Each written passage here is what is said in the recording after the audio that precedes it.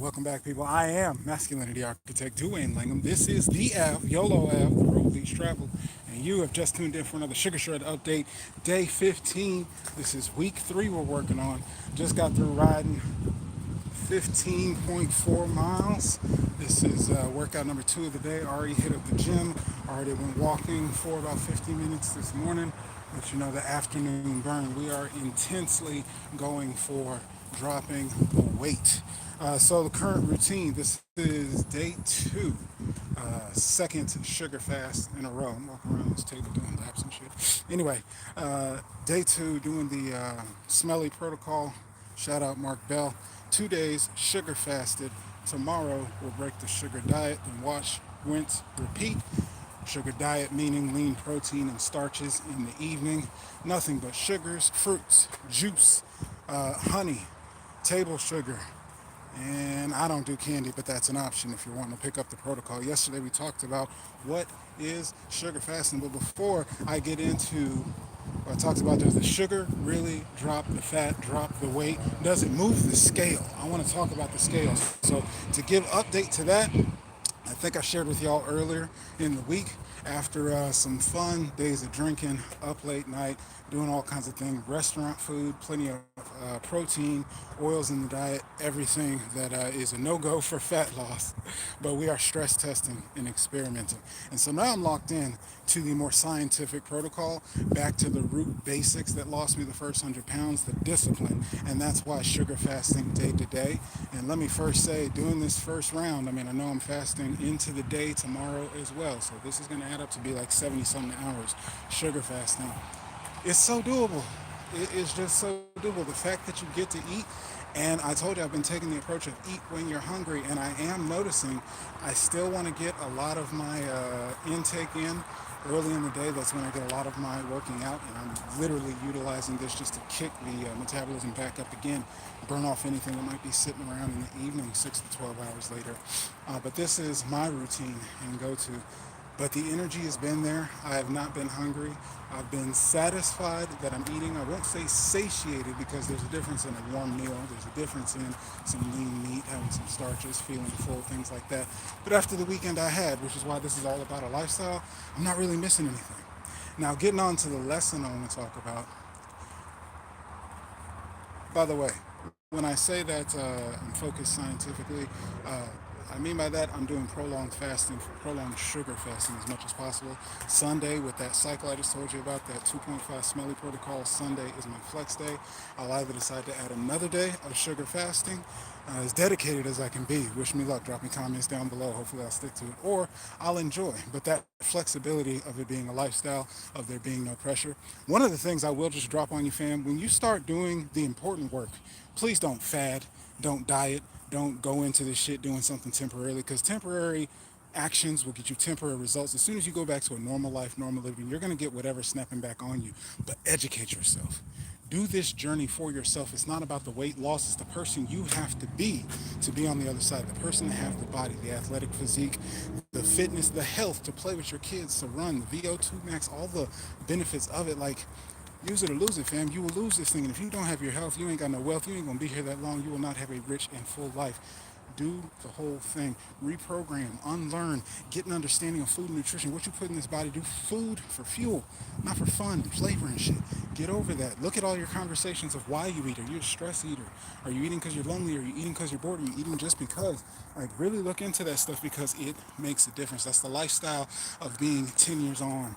One thing I will say, I lost that initial 100 pounds and it has been years on. I have not seen 3 on the scale, except now looking into this 230s is the new 3 I'm trying to get, new lows on the scale. But that level of control, that level of freedom, buying new wardrobe, all the dreams and everything, if you're paying attention to this topic, this diet, you know what it is. It's worth it. Anyway, so what I want to talk about is a tool, the scale. Use it, don't use it. I can tell you from experience, I'll share about my experience.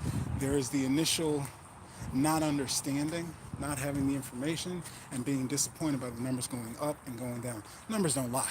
They tell a story, fam. So if you really want to make sure that you are trending, if you really want to make sure that you're making progress, you're going to need to use a scale. Otherwise, you're just guessing.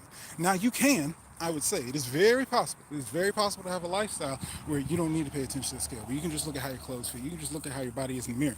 However, I will say that if you're needing support, if you're needing help, if you're needing information, clearly there's something that's been a problem. Clearly there's something that has not been naturally there for you to do it on your own to maintain and make that possible, or you would have already done it. And if you're looking down the road of something like this, which could be a fad, but if you do the research, look at the science, it's actually just nutrition, a diet to live by, not a diet to go on and drop some weight. But if you're here paying attention to that, it's likely going to tell you that you're going to need to be intentional about this shit. There's some things you need to either take intervention with, integrate it into your lifestyle, and let it be something that you come back to, but it's still a part of who you are, what you do going forward. It's not something you pick up and drop. Now, here's the tricky part of that scale, and here's how to get past the disappointment. You've actually got to get the full picture, the full story. When you hop on the scale one time, that tells you one thing, a snapshot right now of what your body's looking like. That does not include what you've eaten, what you're drinking, if your body's inflamed, if your body's digesting, holding on to some things, not just fat, whatever's in your digestive system, what you've backed up and left in your system for years if you have not been on top of your nutrition game, if you have not paid attention to your body, all kinds of factors, the time of day. When you sleep, you get dehydrated. If you don't immediately hydrate yourself in the morning, you're going to be at a lower weight. All kinds of factors. If you are already active, if you are already exercising, if you are already rebuilding, breaking down muscle tissue, all these factors can play into how much you weigh on the scale. So you need to get the full picture. You need to get the whole story. And that is where I have had progress. By ditching all of the, unknown, the uncertain, what upsets me, blah, blah, blah. Yes, I've spent years paying attention to how I feel, how I look in the mirror. That's been great. It has not moved the scale. It has not brought the intentionality. Even with these, I'm taking daily pictures. Since I started this, I rarely look at them, but it's got record. When I do pop in and look at them, I crop them down, put them in a folder. I didn't know if I wanted to add it to footage like this or not. But when I do check it out, I'm seeing the new cuts. I'm seeing, oh fuck, there's my rib cage. I'm seeing all the things under there. I can look at my shoulders when I'm on a bike and tell, oh, there's a new angle, there's a new cut. Look at the gaps. Look at what's pinching in there. Look at this crevice here. You'll see all that come on. And at the same time, I'm watching the scale fluctuate.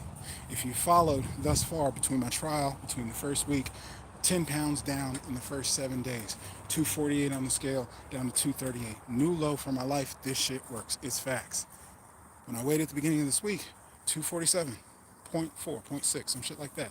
Right back up. Now, is it a bad thing? No, because I look in the mirror, I can still see it. I can still see the progress. Let 2 days go by, which is what's been happening. Snap right back. The intervention, the process, getting into the fasting. I'm just yesterday, during the day of the first fast, by the end of the day, I was 243. So 3 pounds within a day. Again, all that fluctuation. I said that to say this is your tool. It gives you the power to know if it's trending. 20, $30 get you a full body measure scale. I know where they say DEXA scan is the most accurate. Calipers, if somebody knows what they're doing, can be good. But everything, even the labels that you're reading for nutrition, it's not 100% accurate. So with that, if it's relatively in a ballpark, then it can be relatively tracked to relatively tell you if there's a trend. I get on my uncle's and it tells me I've got like 19% body fat. Bullshit. But mine has accurately been telling me 30, and now it's down to 24 since I've been losing more. But I say that to say, pick up the scale, fam. This is a tool. Learn if you're in the process, if you're already comfortable in macros, nutrition, if this is just tightening up for yourself. Mind you, my goal is only 20 pounds away, but again, I've been on a journey for who knows how long, decades, of over 150 pounds. This will be now 130 pounds once I hit this goal weight. And again, my goal is actually a six pack. So I'm not really going by the scale. I'm completely aware that I could hit that number, especially being 10, 15 pounds away within reach. You can't necessarily see 10, 15 pounds of six pack. I will say your boy got a little eight pack or something coming up under this as this belly comes in, the bumps and cuts that are coming out. Like, whoa, what's that? I love laughing now because I'm sitting here feeling my core. Like, what the fuck is this? Anyway, it's a fun game. Give yourself the reward. Get started. Anyway, the scale is your tool if you know how to use it. Let it be logged.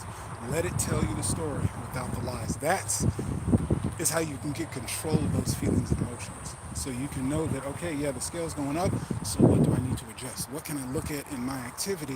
What have I been eating? What have I been doing? What changed? I can tell you when I didn't get sleep, when I'm drinking every day, when I'm staying up late at night, when I'm going out to restaurants, when I'm having carbs, mixing it all together. I know what I'm doing because I'm using my lifestyle. I'm taking this on as a lifestyle. So just wanted to give you the big picture.